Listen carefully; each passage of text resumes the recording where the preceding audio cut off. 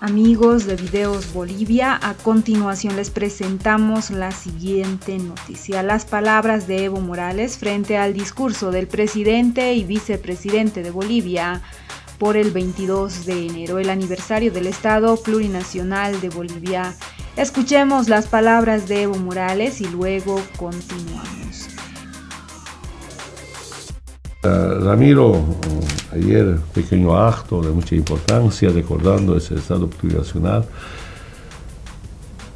que en ese día, pues siempre los días no solamente es para brindar, a veces para festejar, ahora con el tema de la pandemia ha reducido muchos actos, pero es pensar, ¿no? Reflexionar.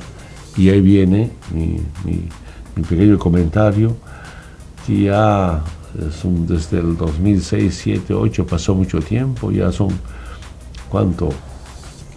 Un nuevo Estado, 13 años, ¿no? 13 años, pero empezamos, pues 2005, 2006 empezamos, claro.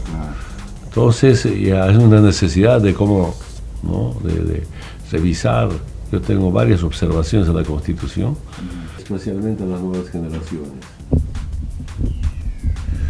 En las elecciones del 2002, ¿cuál era el eslogan de campaña? De las protestas a las propuestas. ¿Qué quiere decir eso?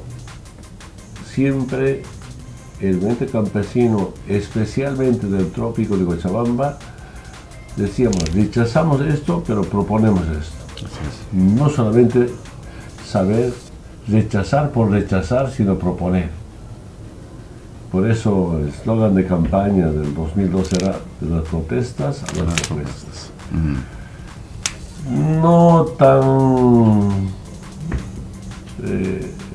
definida el programa, porque era primera candidatura, no tenía equipo de trabajo. Yo diría inclusive que nuestro programa de gobierno que hay que presentar, por entonces teníamos que presentar a la ex Corte Electoral, era como un pliego tal vez. Aunque después de los resultados recién nos dimos cuenta que en cualquier momento el MAS y PSP iba a ser el gobierno Evo presidente. Porque no olvidemos, Ramiro, que yo venía después de ser expulsado del Congreso. Un 21 de enero me expulsaron y 22 de enero jurando como presidente. Es también algo histórico, algo simbólico. Entonces, para el 2005 ya preparamos, elaboramos un programa y en lo político era la refundación de Bolivia mediante Asamblea Constituyente. En lo económico, la nacionalización, y en la parte social, la redistribución de la riqueza. Así se resume nuestro programa para la primera revolución democrática cultural. Entonces, se ganan las elecciones. Lo más difícil, yo diría, para el gobierno de entonces, de nuestro gobierno, de nuestra revolución democrática y cultural, era la refundación mediante Asamblea Constituyente. Y era un pedido del pueblo, además, ¿no? Claro, una Asamblea Constituyente totalmente diferente, porque después de la fundación de la República en 1825, ¿cuántas asambleas constituyentes hubo? Generalmente, solamente con la representación de los partidos que tenían congresistas, el pueblo no participaba. Y acá el pueblo eligió con su voto a los constituyentes. Y la participación de las mujeres, del movimiento indígena, eso ha sido lo histórico, eso ha sido yo diría lo único en el mundo. Y además de eso, bajo la dirección de una hermana indígena, Silvia Lazarte, nacida en Santibáñez, su escuela del trópico de Cochabamba, por razones económicas, por razones políticas, se fue a Santa Cruz, constituyente de Santa Cruz, llegó a ser la presidenta de la Asamblea Constituyente, acompañada por Roberto Aguilar, ex rector de la universidad, ahora ha sido nuestro ministro y está de embajador ante la UNESCO. Una combinación la mujer indígena, que tiene mucha conciencia social, viene de tantas represiones, pero también un intelectual, con mucho conocimiento y con mucho compromiso político, ideológico, programático. Entonces ahí viene la Asamblea Constituyente para refundar Bolivia. Y yo quiero decirles que los llamados notables, que son juristas, expertos en leyes, algunos proclaman, por ejemplo, el derecho romano, el derecho anglosajano. Sin embargo, los no notables refundamos Bolivia. Eso es lo histórico. Los notables seguramente hicieron algunos parches a la Constitución durante 180 años. Pero esto era con participación del pueblo. Y como por entonces no teníamos mayoría en el Congreso, tuve que hacer una linda marcha, una marcha de Caracol a la Paz. Con esa marcha, primero, que el pueblo estaba unido en torno a una nueva constitución y el Congreso de la derecha aprueba una ley de consulta para someter al pueblo el proyecto de constitución que viene de la Asamblea Constituyente. Y una de las marchas más grandes, pero no siempre como la marcha por la patria, eso ya superó todas las expectativas. Entonces, amigo... Marchó estando de presidente, ¿no? ¿No? Sí. Y marchó como presidente. Sí. 3 marchas, uno por la reconducción comunitaria en tema agrario, también iniciamos la marcha por la renta de dignidad, decirles a la población. La derecha no quería que haya renta de dignidad. Esos $50 que recibe persona que tiene más de 60 años, usted ya conocido, creo que te corresponde la renta de dignidad. Y no querían, como no tenían el Congreso, pues el pueblo marchó contra el Congreso para que el Congreso apruebe la propuesta, nuestra propuesta, yo diría de mí, ¿no? Para garantizar esta renta de dignidad. Y la otra marcha era justamente por el tema de la nueva Constitución Política del Estado. Entonces, y ahí cambió la situación política del Estado y el pueblo con su voto aprobó la nueva Constitución Política del Estado. La semana pasada un poco comentamos, yo me refería reunidos con los constituyentes del MAS y PCP. No es que ellos van a cambiar, hay nueva generación, hay nuevas necesidades, pero además de eso, después de la pandemia, el mundo ha cambiado. Entonces, después de esta pandemia, después ya de muchos años de ser aprobada la Constitución, es importante debatir. La renovación, una renovación de nuevo pensamiento, de un nuevo programa. Repito nuevamente, yo sigo convencido, ya estamos empezando a debatir, vamos a debatir profundamente con el pueblo. Para nuestra revolución democrática y cultural, segundo programa, segunda revolución democrática y cultural. Así hicimos, y eso es con el pueblo. Claro, yo me acuerdo perfectamente una campaña, creo que era para el 2002 o 2002, en la campaña Gonzalo Sánchez Lozada era candidato. En provincia Loaiza, no era un municipio, no me acuerdo exactamente en ese momento. Pues llegamos a la 1 de la mañana de la campaña de Yungas, todo el día campaña, llegamos, dormimos hasta las 5 de la mañana salimos porque la primera concentración era a las 8 de la mañana, una en un municipio de la provincia de Loaiza, donde se presentó mucha pera, del Uruguay más arriba, no sé cómo se llama. Llegamos a 8 en punto, la gente todavía no estaba concentrado. Me acompañaba Manuel Morales Dávila, que en paz descanse. Nuestro candidato a senador era el compañero senador Peredo, Antonio Peredo. Famoso, conocido Chato Peredo. No, es su hermano. Es su hermano. ¿Qué pasa, compañero? Vas a dudar de tu memoria. Antonio Peredo, y llegamos Claro, es cansador la campaña. Yo dije, a ver, hasta mientras se concentra la gente, podemos un poco descansar. Y encontramos un pequeño hotelcito ahí. Vayan a preguntarse espacio. Y el hotel estaba rodeado de carros de lujo. No podía entender. Y me dicen, no, me dicen que Gonzalo Sáenz Lozada está alojado ahí. Nos sorprende, alojado ahí.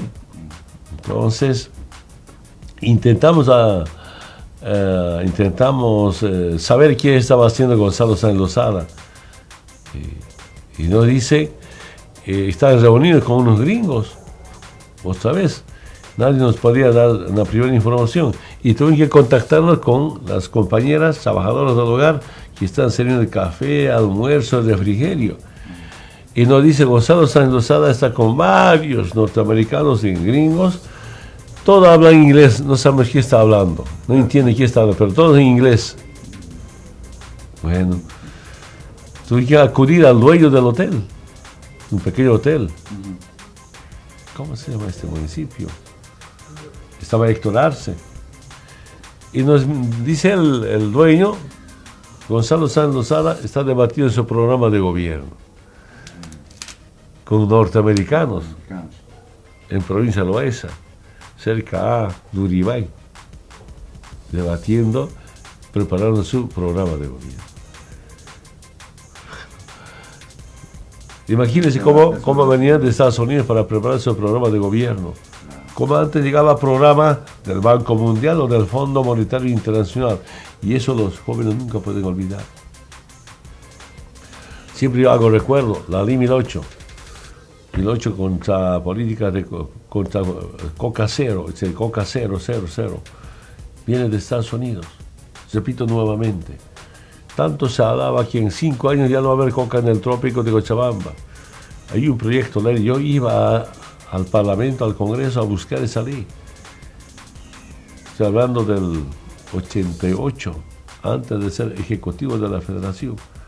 Y encontré a Tito Osdevila, diputado por ADN, Guido Camacho, senador por ADN, cochabambinos, yo digo, las señoras diputadas, senadores, honorables, quiero tener el proyecto de ley que va a acabar la coca en 5 años en la zona del trópico de Chabamba.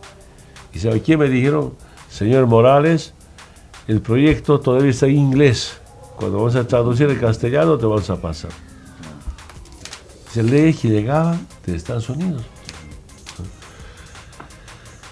Bueno, esa es la parte de la historia. Desde aquí quiero decir, quienes gobernaban desde arriba y afuera. Y ahí vienen nuestras preguntas. ¿Cuándo nosotros mismos nos vamos a gobernar? Y este movimiento político viene de los sectores más humillados, más odiados en toda la historia de Bolivia. Hasta amenazados al exterminio, es el MAS y PCP, que viene del movimiento indígena originario. Ahora el movimiento indígena originario no solamente está en CESUTV, Interculturales, CONAMAC, Bartolinas, sino también está en todos los sectores. Aquí hoy tenemos un transporte libre, todos son quechuas, algunos aymaras, mineros cooperativistas, todos son, si está en el territorio aymara, todos son aymaras, si está en el territorio quechua, todos son quechuas. Entonces creo que esto tenemos que entender todos que viene, ¿no?, del movimiento indígena originario. Ahora tenemos indígenas intelectuales, empresariales, ¿no?, bien, y que no pierdan su identidad. Yo solamente comento, una vez estaba en Chipaya, entregando alguna obra, y veo un Chipaya con su vestimenta, un poco correctamente alimentado, perdón. Entonces, no, sentado bien, atendiendo, cuando pasa el acto le pregunto, ¿usted dónde vive, dónde trabaja? Yo soy transportista, soy Chipaya, viajo a Chile. Usted sabe, Ramiro, la gente un poco mal alimentada es clarito en el campo, pero él no estaba mal alimentado, pero sí, con su vestimenta, y orgulloso de ser Chipaya, vestido con su vestimenta. Aunque no creo que viaje de Chipaya, con su vestimenta de Chipaya a Chile, no creo.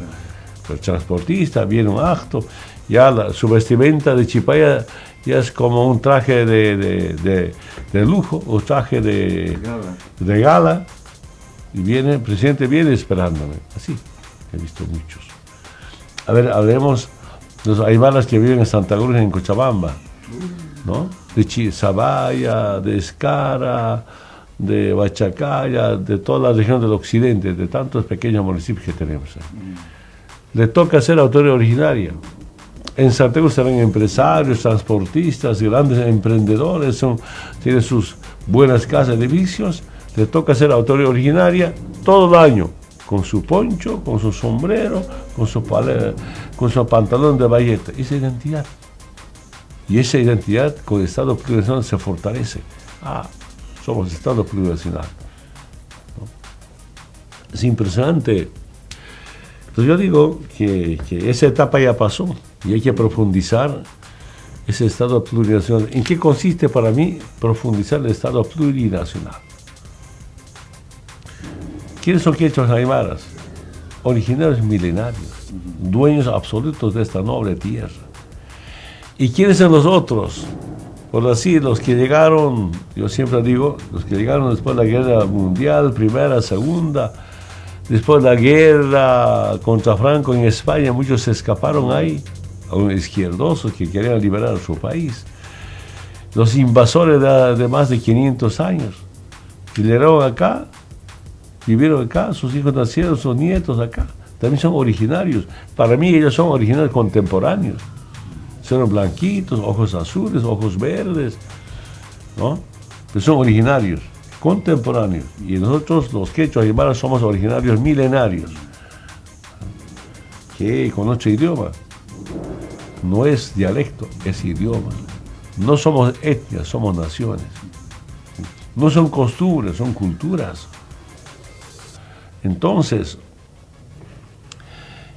que bajo los principios de autodeterminación, es decir, garantizando soberanía política y económica del Estado y la dignidad del pueblo, todos unidos para enfrentar la adversidad. ¿Qué es la adversidad? Esta injusticia, esta desigualdad, ¿no?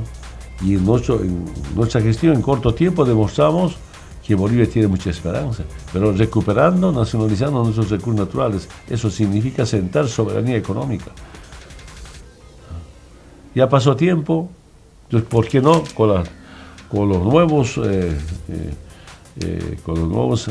generaciones tienen que ver, pero también esa experiencia vivida del 2006, 2007, 2008, como 3 años duró el proceso constituyente. Y ellos tienen idea porque ellos son los que elaboraron esta constitución, que garantiza un traspaso, un cambio rotundo, dejar el Estado colonial y contar con el Estado plurinacional. El primer país, el primer Estado plurinacional del mundo, después de tantos años, de la fundación de la República, casi 200 años. Y ahora está en debate casi en todo el mundo. Y nuestro desafío en Abiyala, llamada América, ahora decimos América plurinacional, de los pueblos para los pueblos. Que América de los americanos. Entonces, pero también por demás, yo digo, se demuestra que hay una necesidad de debatir nuevamente estas normas. Porque después de la pandemia el mundo ha cambiado. Como un mundo ha cambiado, es una misión de todo el pueblo, movimientos sociales, intelectuales, profesionales, nuestro Estado, todo debatir. Tema económico, tema alimenticio, tema salud, ha cambiado totalmente. Entonces se quiere adecuar estas normas a las necesidades del pueblo. Y cuando yo digo eso, algunos saltan, no, en su campaña, no. Primero como dirigente, segundo como expresidente y también como dirigente del MAS PSP, tenemos la obligación de hacer agenda política. Eso no es con ambición personal del grupo, sino todos tenemos que aportar cómo podemos ahora debatir este tema. Entonces está muy interesante, ¿no? Pero los resultados, como usted decía, sería hablar muchísimo los resultados en temas de camino, en temas de aeropuertos, en temas de interacción, satélite de comunicación Tupacatari. El próximo paso era un satélite de prospección. Yo me acuerdo perfectamente cuando estaba en una comunidad campesina del altiplano boliviano, no había sistema de comunicación. En ese momento dije, hermanas y hermanos, vamos a tener satélite de comunicación para que ustedes tengan comunicación, tengan su televisor, 4, 5, 10, 20 canales de televisión. Aplaudieron, pero al día siguiente la derecha, ¿qué me decía? Casi decir, ese presidente está loco. Satélite de comunicaciones para Brasil, Argentina, para Europa, Estados Unidos, no para los bolivianos. Y cuando lanzamos nuestros satélites de comunicación, mucha gente botó lágrimas de alegría, de emoción. Bolivia en el espacio. Bolivia tenga su propio satélite de comunicación. Con crédito chino, sí. Y hace 4 o 5 días preguntaba cómo estaba. Está pagando normalmente, ya estamos pagando todo el crédito y tiene utilidades. Porque es un satélite 100% del Estado, del pueblo. ¿Y para qué satélite de prospección? Mi experiencia, Ramiro, algunas empresas petroleras no quieren dar información, ninguno quiere dar información. ¿Qué tenemos bajo el suelo? Pero ellos saben. Entonces nosotros como Estado también queremos saber qué tenemos bajo el suelo. Si ahí viene de cómo proyectar o cómo contar con un satélite de prospección para saber. Y ahí sí podemos hablar con los países industrializados, con empresas petroleras, de tú a tú. ¿Y por qué no eso? Ya hemos tenido una experiencia de instalar, de lanzar nuestro satélite de comunicación y por qué no un satélite de prospección para saber qué tenemos. Y no estamos lejos de eso. Lo importante es siempre soñar a lo grande, proponernos lo grande, y así podemos contar de muchas nuevas obras del Estado. Entonces, Ramiro, ayer pequeño acto de mucha importancia, recordando ese Estado plurinacional,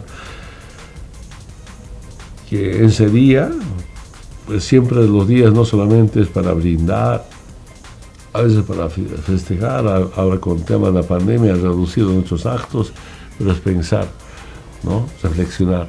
Y ahí viene mi pequeño comentario, que ya son desde el 2006, 2007, 2008, pasó mucho tiempo, ya son, ¿cuánto? Un nuevo Estado, 13 años, ¿no? 13 años, pero empezamos, en 2005, 2006 empezamos. Claro. Entonces ya es una necesidad de cómo, ¿no? de revisar. Yo tengo varias observaciones de la Constitución. Tal vez en su tiempo era importante, pero ahora ya no es importante. Y con la participación de los distintos sectores sociales, cómo plantearnos, ¿no? Este debate para adecuar las normas, la Constitución a las necesidades del pueblo. Ahí sí no me sacan de la mente, ahí sí estoy dispuesto a debatir con cualquier jurista, con cualquier intelectual, con cualquier experto internacional. Hay que respetar leyes, hay que respetar la Constitución, pero no toda la vida de la Constitución, de las leyes, va a someter al pueblo, ¿no? Las leyes, las normas, la Constitución hay que adecuar a las necesidades del pueblo. Y tuvimos problemas con algunos organismos internacionales. Su vivencia es totalmente diferente. Y cada continente tiene su propia particularidad. Cada país, inclusive de cada comunidad. Y nosotros tenemos nuestra propia particularidad. Y esas normas también hay que cambiarlas. Como que hicimos cambiar algunas normas a nivel internacional. Pero también agendamos políticas sociales. Que las Naciones Unidas aprobó, por ejemplo, el agua es un derecho humano fundamental. Agenda internacional, claro. Antes solo la agenda internacional venía de Estados Unidos. Nosotros ahora llevamos nuestra agenda a las Naciones Unidas. Y hay cómo reabrir. Esperamos la Cancillería, nuestros embajadores. Por ejemplo, dijimos, hay que debatir el derecho de la madre tierra. Perdón, espero no estar equivocado, ¿no? Para mí, perdón si me equivoco, el derecho de la madre tierra es más importante que los derechos humanos. ¿Y por qué? Si no se respetan los derechos de la madre tierra, no se garantiza el derecho a la vida, el derecho de la humanidad en la tierra. Yo sigo convencido, el ser humano no va a poder vivir sin la madre tierra. Y la madre tierra puede existir mejor sin el ser humano. Entonces, tenemos que respetar ese derecho de la madre tierra. ¿Qué es ese derecho? Es un debate permanente. Saludo, las nuevas generaciones tienen mucho respeto a la madre tierra. Ya se dan cuenta, el tema contaminación, ¿no? A ver, yo siempre me comunicaba a veces a las 11, 12, 1 de la mañana con compañeros de base. A veces me llamaban, yo llamaba, y ¿qué me decían los compañeros cuando estaban de presidente? Desde la residencia, a veces desde el palacio, me dicen, presidente Evo, ¿no?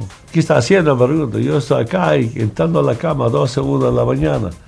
¿Y tú qué estás haciendo? Mira, mucho calor ha cambiado el tiempo. Ahorita con mi familia estamos saliendo y estamos yendo al río.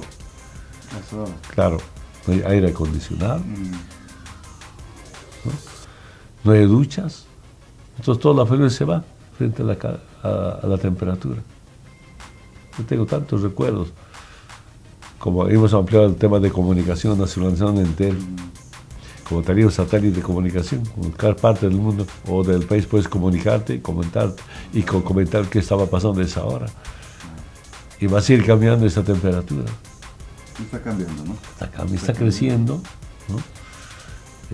Algún día habré que invitar a algún experto sobre el tema del calentamiento global a la radio para reflexionar, Ramiro, ¿no? Hay que dedicarse de esos temas que es tan importante. Entonces, hay temas que siempre después de esta pandemia va a haber debate, ¿no? Análisis, evaluaciones, estimaciones, qué puede pasar después de la pandemia, ¿no? Dejamos eso para la población. Presidente, recordando esta fecha tan importante, el día 22, ayer, nos trae un mensaje del presidente y todo.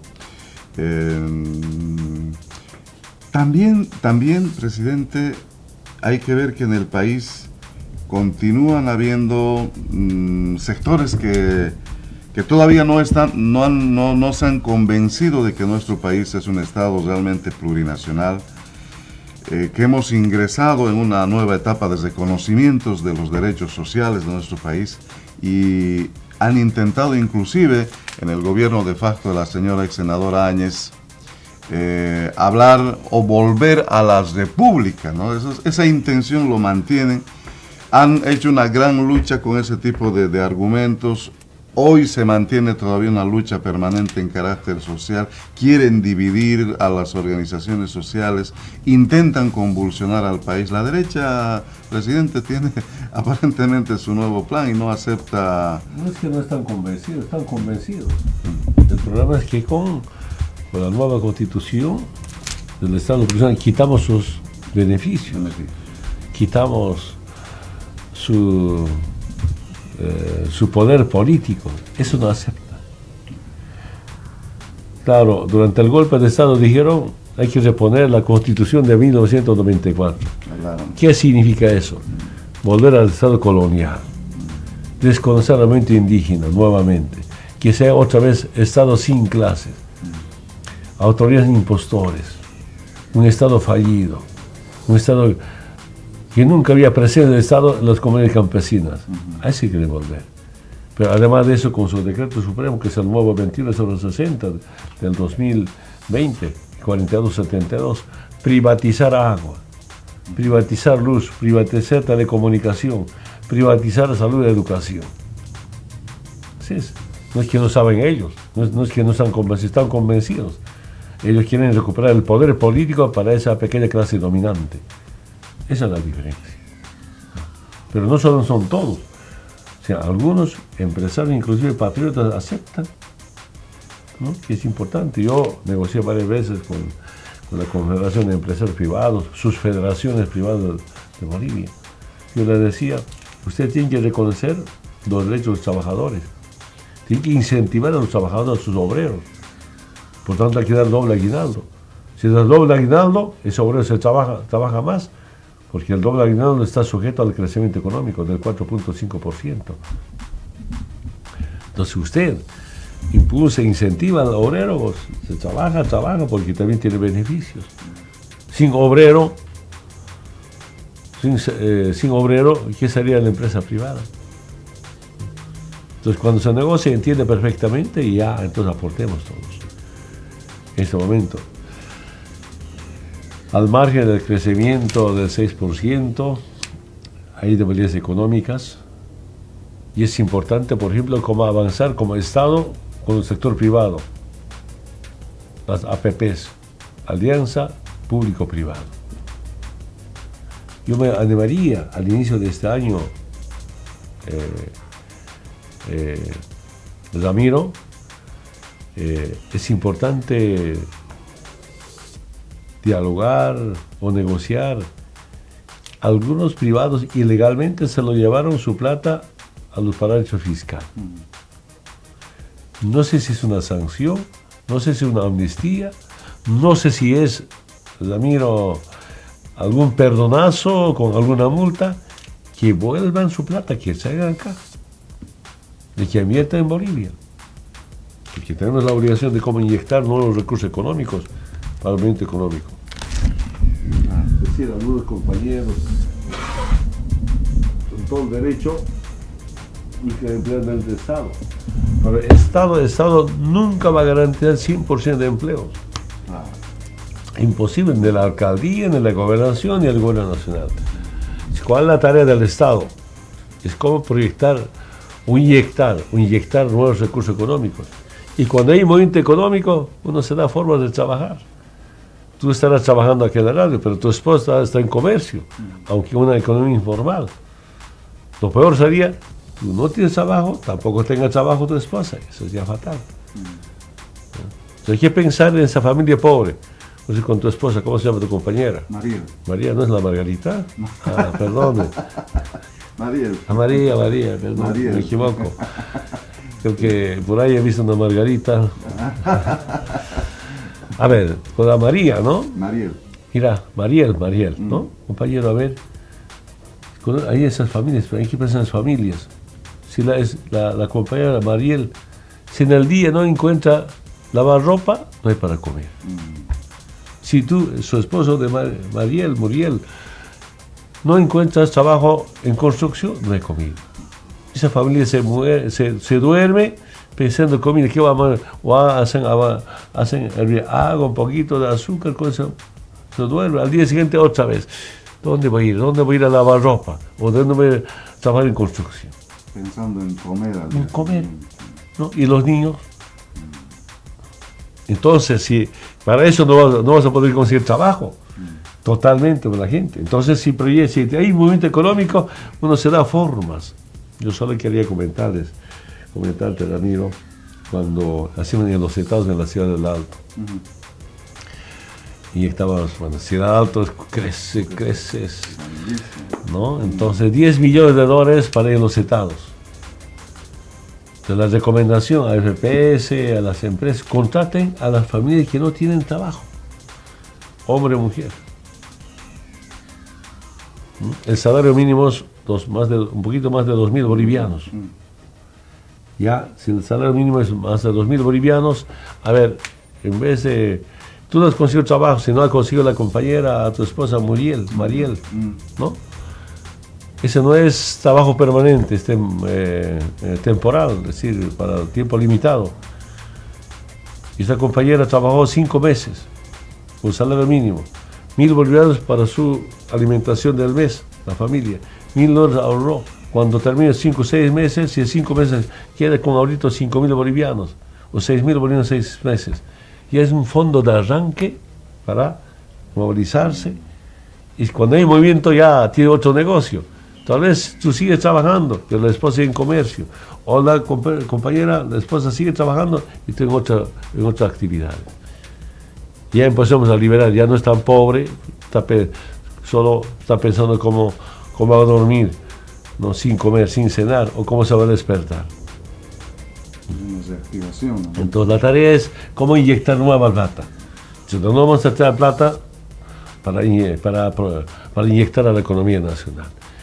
Ese debe ser otro debate y ahí necesitamos nomás un acuerdo, una alianza con el sector privado para poder cómo resolver esa demanda que tiene. En algunas ciudades, lamentablemente, la gente quiere trabajo, porque no hay industrias, no hay mucha presencia del Estado, especialmente en el oriente boliviano. Creo que es un debate permanente, felizmente el primer mes del año. Esperamos a ver con las autoridades locales, departamentales, nacionales, avanzar en la solución de esos grandes problemas que se presentan todavía. Y qué grato es, presidente, escucharlo con tanta experiencia, lo que nos cuenta, los sueños que todavía pudo haber sido y con toda seguridad que podrán realizarse, ¿no? en este mismo propósito. Presidente, permítame por favor cambiar el tema. Estaba usted en Paraguay, se ha reunido, lo veíamos gracias a nuestras compañeras allá, reunirse con Lugo y con gente tan importante que ha hecho historia también. No sé después de cuánto tiempo se ha reunido con Lugo, presidente, y cuál es la sensación. Lo veíamos muy contento, presidente. Sí, padre Lugo, era obispo, ahora político, expresidente, senador. Es una persona que tiene mucha conciencia social. Seguramente como obispo conoce muy bien. Y tal vez yo me puedo imaginar como obispo no podía atreverse a resolver. Es importante la oración, la bendición, pero también es una acción política. Y creo que dejó ser obispo, pasó a ser político, que tiene tanta responsabilidad. Sentí y también estaba informado que Fernando Lugo es factor de unidad de los movimientos sociales y los partidos de izquierda. Deseo mucha suerte, mucho éxito, tengo invitación para volver. Pero mi viaje no ha sido por invitación de padre Lugo, sino ha sido por invitación de Conmebol, a dar su informe. Fuimos con el presidente de la Federación Boliviana de Fútbol, muy interesante. Siento que ha empezado a cambiar, por lo menos, en la administración del fútbol. Se sabe que antes FIFA, Conmebol, con problemas, detenidos, procesos por aquí, por allá. Siento que ahora las nuevas autoridades desde Sudamérica viven para el fútbol y no viven del fútbol. Siento, no siempre se puede confirmar. Y aquí un gran deseo quiero comentarle a Ramiro, que no es la primera vez. A ver, el primer campeonato mundial de fútbol ha sido en 1930, ¿no? En Uruguay campeón, espero no equivocarme. Sí. Y a 2030 son 100 años del mundial de fútbol. Y las informaciones que nos vierten desde FIFA a nivel mundial, pues el próximo mundial 2030 va a ser en Sudamérica. Debería ser en Uruguay, pero Uruguay es tan pequeño, ¿qué va a soportar el mundial ahora? Lo delega Argentina, el vecino, ¿no? Pero también Argentina no creo que fácilmente soporte. Cuando nos hemos reunido, que tal vez más de una hora, con Alejandro Domínguez, presidente de Conmebol, con 8 presidentes de la Federación Boliviana de Fútbol, Fernando Costas, nos informados, son 48 países que van a participar. 48 países. Es difícil que un país soporte la presencia de 48 países, equipos, hinchada, arbitraje, prensa, es mundial. Y yo pedí, cuando el presidente Macri estaba de presidente, Bolivia queremos ser subsede, de presidente a presidente. Me dijo, hable con el nuevo presidente, creo que él ya sabía que iba a ser derrotado por Alberto Fernández. Me dijo, hable con el nuevo presidente. Hablé del nuevo presidente, Alberto Fernández dijo, hay que hablar con una Conmebol, porque ya sabemos que Uruguay, Paraguay son subsedes. Chile también candidatura. Bolivia, con 4 subsedes sería, a lo máximo, pero seguro con 3 subsedes, ¿no? Y cuando conversamos con el presidente de la Conmebol y el presidente de la Federación Boliviana de Fútbol, nos informan 40 países. Es harto. Y yo, como forma de pensar, calculando, no hablamos de esto, por una subsede que está en 5 países, 5 naciones. Si son 4 subsedes a lo máximo, Uruguay, Paraguay, Bolivia y Chile, son 4 por 5, ¿cuántos son? 20 países. Para Argentina todavía queda 28 países, 28 países en la primera fase. Es decir, si hacemos números, casi garantizado subsede del Mundial de Fútbol 2030. Ha insinuado, si somos subsede, estamos en el Mundial. Claro. Ese es otro debate seguramente de FIFA. Aunque no estamos, pero somos subsede. Entonces está... La Conmebol no tiene ningún problema. Claro, la responsabilidad del Estado o como país es garantizar el campo deportivo. Yo, forma de pensar, coincidimos con la Federación Boliviana de Fútbol, que debe ser Cochabamba y Santa Cruz, fundamentalmente. No, para no tener problemas de altura, porque acá se garantiza la subsede. Se imagina el movimiento, aunque sean 3 países una subsede, aunque son 4 o 3 países. Pero yo sí, pienso que va a ser 5. ¿No? Estamos haciendo números.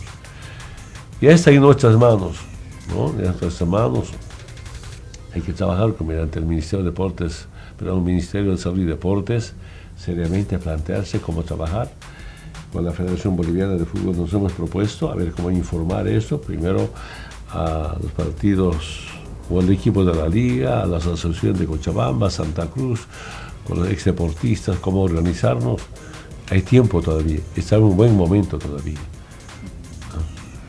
Y linda la reunión, ¿no? Y bueno, al margen del informe, esto era el motivo de la visita e invitación al Conmebol, pero también, como siempre, pues expresidentes, hablé con 2 o 3 expresidentes que me llamaron telefónicamente, no estaban en Asunción, quería conversar conmigo y de mucha amistad. Me comunicó con el presidente Mario Abdo de Paraguay. Me dijo que te había invitado a una reunión, pero estaba con COVID, espero que esté superando. Me dijo, la próxima cuando vengan nos vamos a reunir, quiero contarte en detalle cómo él garantizó nuestra salida. Es uno de los países que también garantizó la vida de Evo, ¿no? Junto a México, a Argentina y otros países permanentemente movilizados entre el 10 de noviembre, 11 de noviembre del 2019. Cuba, Venezuela, expresidentes como Samper, como Zapatero, Premio Nobel de la Paz, Iguarta Menchú. Ese día creo era una locura, especialmente el 11 de noviembre del 2019. Me contará en detalle, porque Tomás, me imagino que tal vez hubo alguna presión del exterior, porque en Ecuador y en Perú decidieron de Estados Unidos para que no pase por ahí y no entre ni al Perú ni a Ecuador. Entonces, una linda visita, un gran desafío, un gran sueño, y soñamos todos en grande. Podemos otra vez recordar, a ver, que es el único, gracias a la unidad del pueblo boliviano, garantizamos eventos internacionales con la presencia de delegados de los 5 continentes. La cumbre de G77 más China. Primer acto político con la presencia de delegados, autoridades de los 5 continentes. Nunca hubo antes.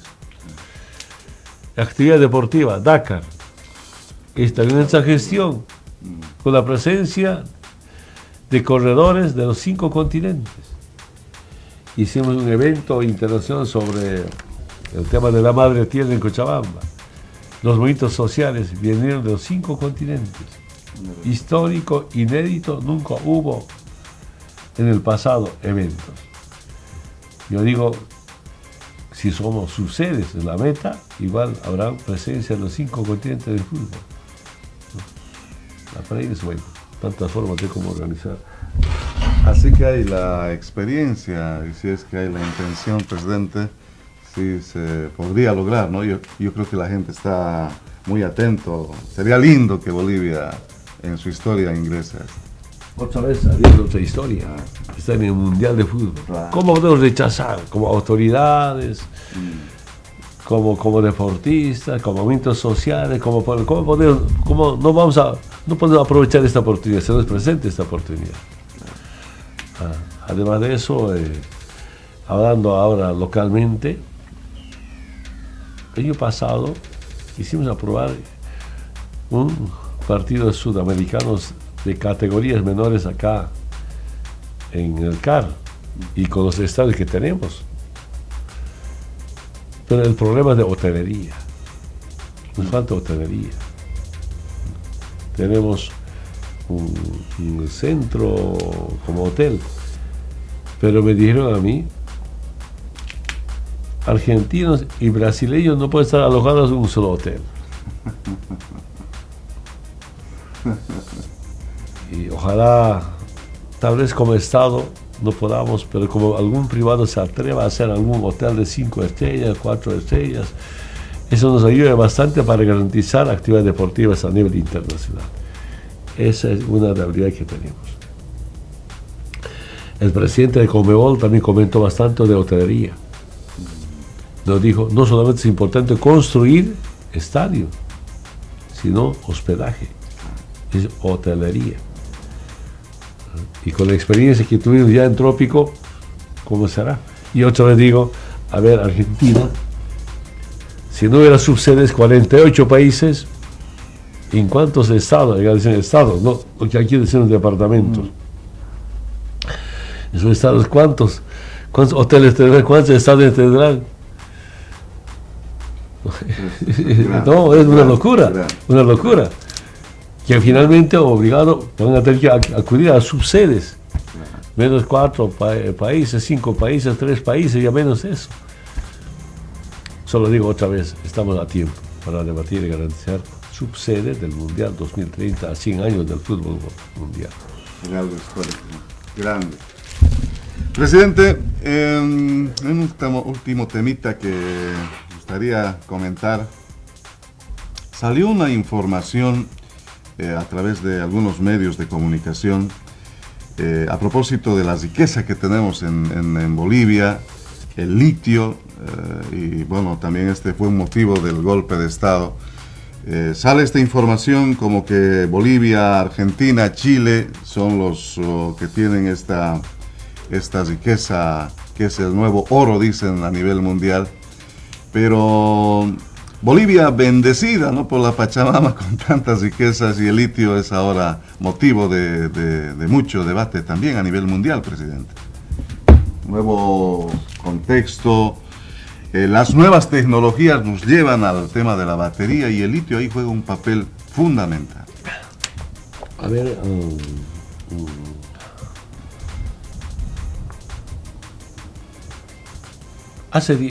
entra en gestión con motivo justamente del bicentenario, asambleístas de la segunda gestión, en la primera reelección debatimos bastante ese tema. ¿Ah? Y por eso decidimos, y en algún momento, compañero Álvaro García Dinera, el vicepresidente de entonces, lanzó el mensaje: el día que terminemos nuestro proyecto de industrialización de litio, Bolivia va a definir el precio del litio para todo el mundo. ¿Y cuál era el gran proyecto? 42 plantas. Más del 50% solo para litio. Son tantos productos de litio. Algunos para subproductos y algunos para insumos. No vamos a importar insumos para la industria, sino hay que industrializar. Ahí otra vez pensamos alianza con el sector privado boliviano. Algunos industrias costaban apenas 10 millones, 20 millones, 15 millones de dólares conjuntamente, y que produzcamos insumos para la industrialización del litio en nuestro territorio. Los productos, por ejemplo, para alimentos, para medicamentos, otros productos. Eran total 42, rumbo. Tal vez esto hubo una coincidencia con la Agenda de las Naciones Unidas, 2030. Y dijimos también, así como plantean, ¿no?, la OPEC de litio. Y a mí me ha sorprendido que la política, cuando decía Argentina, Chile y Bolivia, se entusiasman con la posibilidad de crear una OPEC del litio.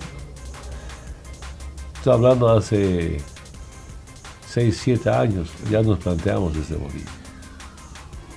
Aunque sea sin Chile, sin Argentina, si nosotros industrializamos nuestro litio como Estado, sin importantes socios o empresas que prestan servicio, solo ejecutando los 42 plantas, decidimos el precio del litio para todo el mundo. ¿Que hay que acelerar? Hay que acelerar. Los tiempos cambian. Por ahora hay que aprovechar este recurso natural. Y cuando teníamos ese plan, Ramiro, ahí viene el golpe de Estado. Uno de los motivos para el golpe de Estado justamente es el litio. Como Estado, como pueblo, no podemos industrializar el litio. De acá a poco tiempo seguramente van a ser investigados algunos, no todos, algunos dirigentes del Comité Cívico de Potosí, del CONCIPO. Hicieron mala historia. Y saben, eran asesores chilenos que estaban como Comité Cívico. Y después del golpe, estos asesores bolivianos que eran asesorados a Chile, que estaban también asesorando al CONCIPO, gerentes del tema del litio, como paralizaron. Bueno, podemos levantar nombres grandes sería. ¿Y por qué estoy convencido que el golpe de Estado ha sido el litio? ¿No? Acá, felizmente, me has comunicado, nos hemos conocido algunos documentitos. El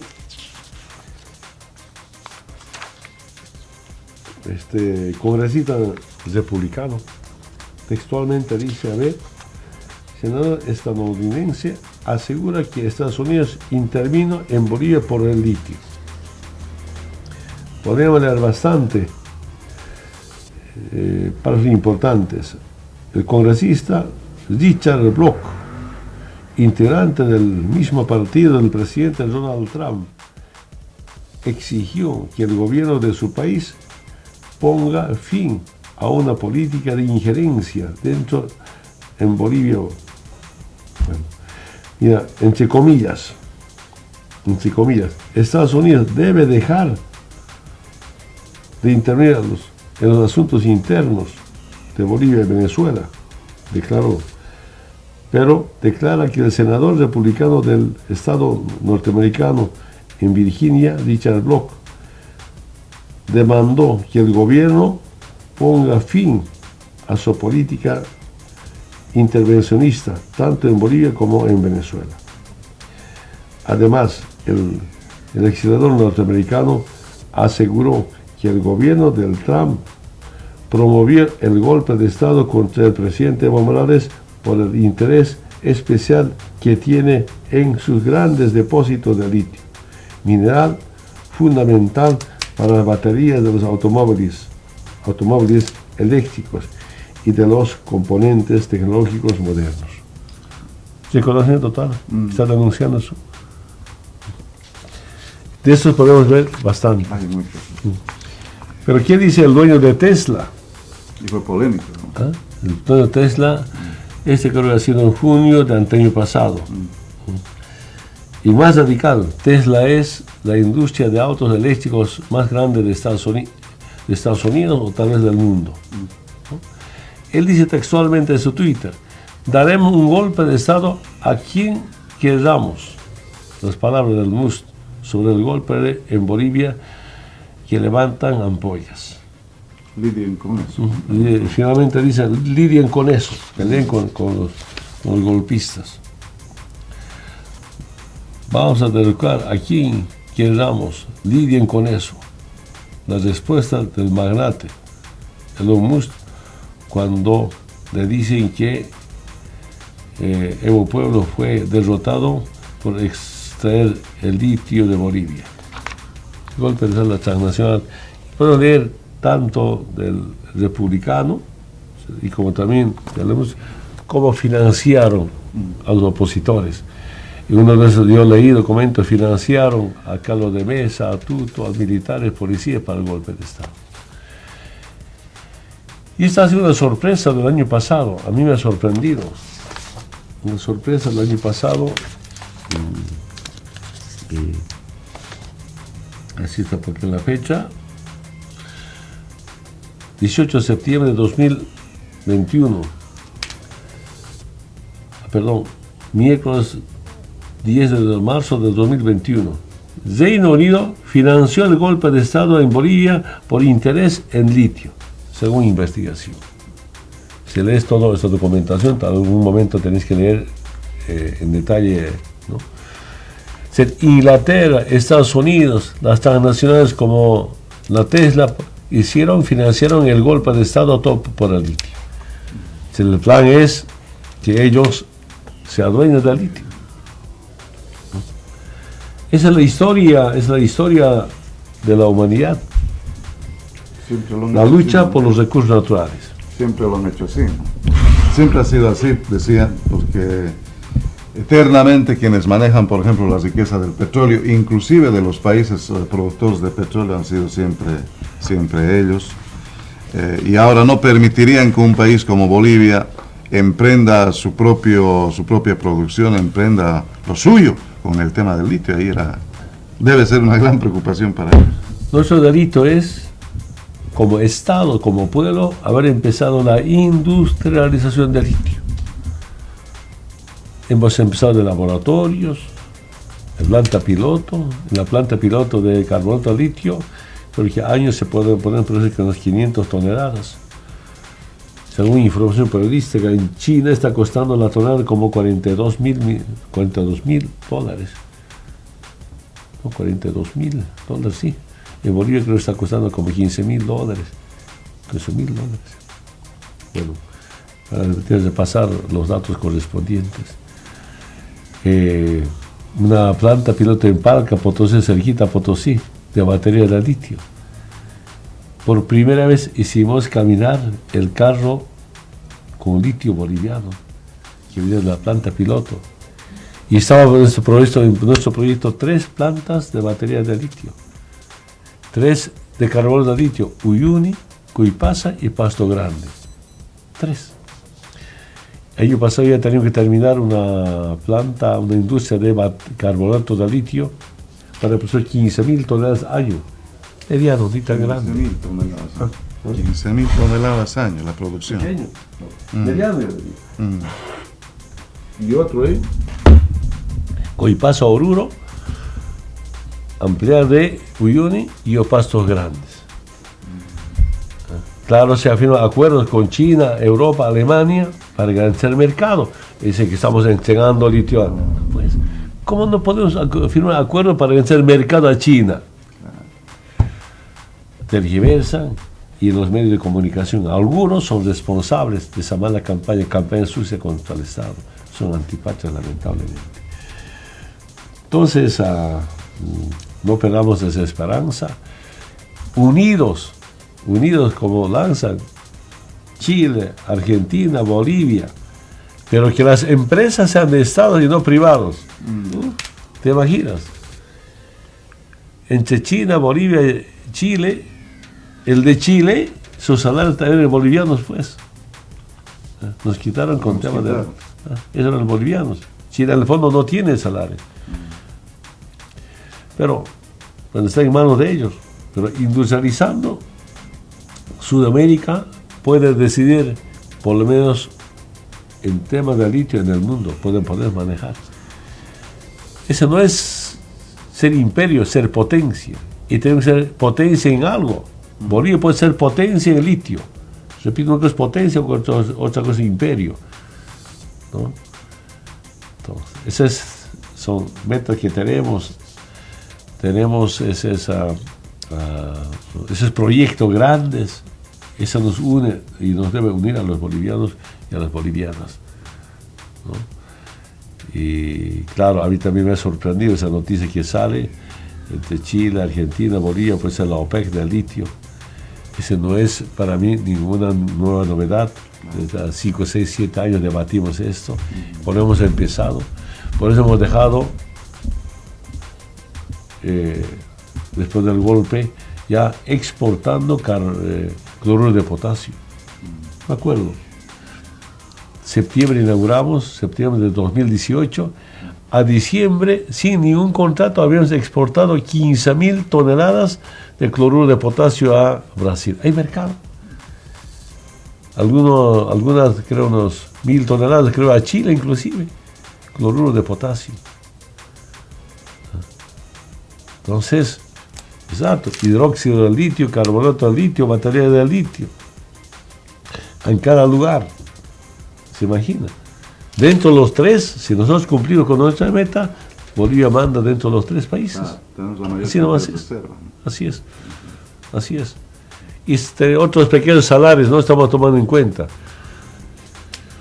Uyuni se estima que tenemos 10 kilómetros, a ver, no, 10.000 kilómetros cuadrados de salar.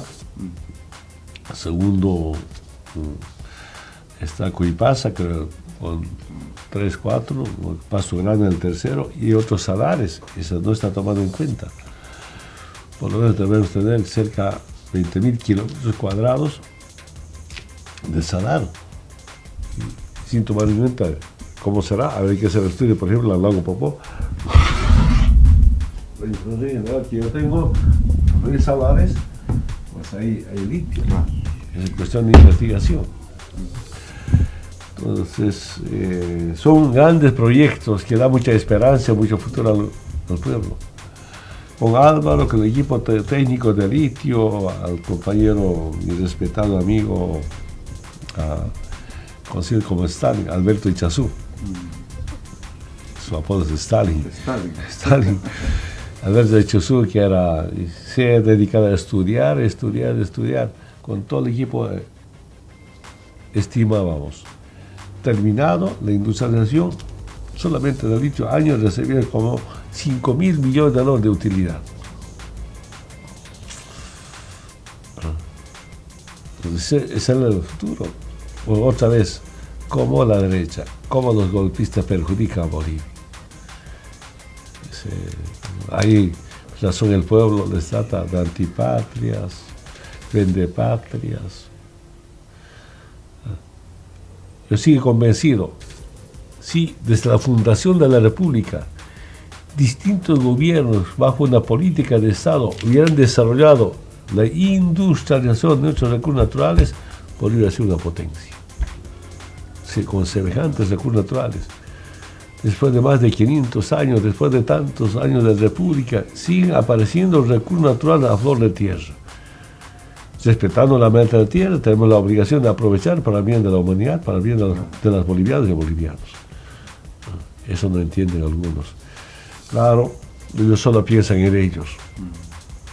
Solo piensan en ellos. Cómo aprovechar, cómo usar la política para su familia. Cómo usar política para tener más plata, usando la política, usando el Estado, usando al pueblo. Esa es la profunda diferencia que tenemos. Y quienes hacemos política, pero con política por la patria y no por la plata. Y hay que ser de convicción y no de ambición personal, de grupal, no una ambición de carácter sectorial ni regional, sino pensar en la patria, lo más importante. Gracias, amigo. Esas fueron las palabras de Evo Morales, quien insiste en debatir una nueva constitución entre originarios, milenarios y los invasores. Hay que respetar la ley, hay que respetar la constitución, pero no toda la vida. Ni la constitución ni las leyes van a someter al pueblo. La constitución y las leyes hay que adecuarlas a las necesidades del pueblo, remarcaba Evo Morales. Evo Morales no planteó absolutamente nada frente al hecho de que Luis Arce Catacora no cambió a ni uno solo de sus ministros. Tampoco quiso referirse al discurso del vicepresidente David Choquehuanca y simplemente dio unas cuantas palabras frente al aniversario del Estado plurinacional. Se basó más en hablar de lo que fue su gestión y los 13 años en el gobierno a la cabeza de Evo Morales, jefe del movimiento al socialismo. Volvió a sugerir un debate sobre la necesidad de redactar una nueva constitución. Precisó que está en discusión, que debería ser entre los originarios milenarios, que en su criterio son los quechuas y aymaras, dueños absolutos de esta noble tierra, y los invasores, a quienes catalogó como los originarios contemporáneos. Después de la pandemia, el mundo ha cambiado. Vamos a debatir la segunda revolución democrática cultural, afirmaba Evo Morales.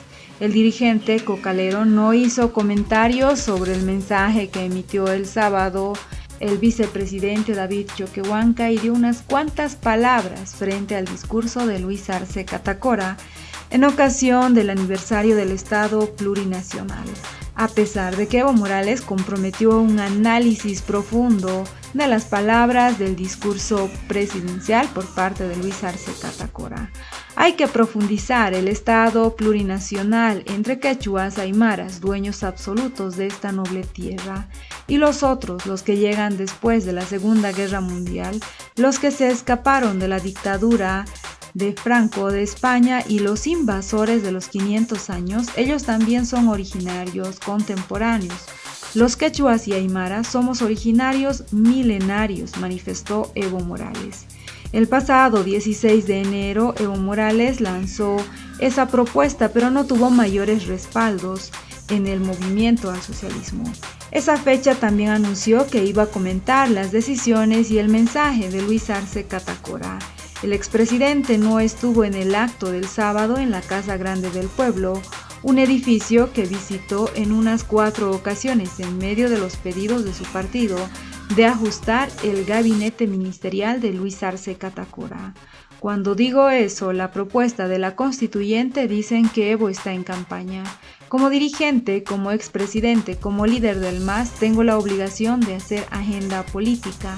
Eso no es ambición personal. Luis Arce Catacora en su discurso presidencial hizo un llamado en favor de la unidad, contra precisamente las ambiciones individuales y los enfrentamientos internos. La pasada semana, tras la primera propuesta de Evo Morales de buscar las constituyentes con miras a la redacción de una nueva Carta Magna, desde la oposición y sectores afines al movimiento al socialismo, les recordaron que no respetó los límites constitucionales cuando en 2019 buscó ser reelecto para un 4º mandato. Hay que respetar la ley, hay que respetar la Constitución, pero no toda la vida, ni la Constitución ni la ley van a someter al pueblo. La Constitución y las leyes hay que adecuarlas a las necesidades del pueblo, afirmaba Evo Morales insistiendo en esta discusión, aunque anticipó que la necesidad de hacer ajustes en el ámbito económico también está pendiente. La pasada semana dijo que la idea era buscar la unidad. Además afirmó que desde el 2006, cuando comenzó el primer debate de la constituyente, ya pasó mucho tiempo y es una necesidad revisar. Yo tengo varias observaciones a la Constitución con la participación de las organizaciones sociales, Hay que plantear ese debate una vez más, remarcaba Evo Morales, sin hacer referencia a los datos de crecimiento que presentó Luis Arce Catacora el sábado. Evo Morales también aseguró que la problemática del empleo no será resuelta únicamente por el Estado. Eso sí, señaló que existe ausencia del Estado, especialmente en las ciudades del oriente del país. El Estado no va a garantizar el 100% del empleo ni en la alcaldía, ni en la gobernación, ni en el gobierno nacional. ¿Cuál es la tarea del Estado? Tiene que inyectar recursos, afirmó. ¿Cómo se puede inyectar más recursos? Ese debate debe ser nuestro, con el sector privado. En algunas ciudades, la gente busca trabajo y no encuentra. No hay mucha presencia del Estado, especialmente en el oriente boliviano, decía Evo Morales. Empresarios y economistas reclamaron el sábado la ausencia de los datos del sector privado en el mensaje de Luis Arce Catacora. Evo Morales visitó la Casa Grande del Pueblo al menos 4 ocasiones durante las 2 primeras semanas de enero. Esas visitas y reuniones se dieron en medio de tensiones internas en el movimiento al socialismo y reclamos por el cambio de ministros. El líder del movimiento al socialismo incluso comentó sobre las gestiones que estaba realizando para que Bolivia sea sede y subsede la próxima Copa América. De hecho, reveló que hace algunos días estuvo en Paraguay, la sede de Conmebol, hablando de la posibilidad de que Bolivia sea parte de los países de Sudamérica donde se realice el Mundial del 2030. Así decía Evo Morales. ¿Qué opinan ustedes? ¿Ustedes creen que Evo Morales está en campaña? ¿Creen que Evo Morales tiene la ilusión de ser candidato a la presidencia por el movimiento al socialismo el año 2025? No olviden dejarnos sus percepciones al respecto.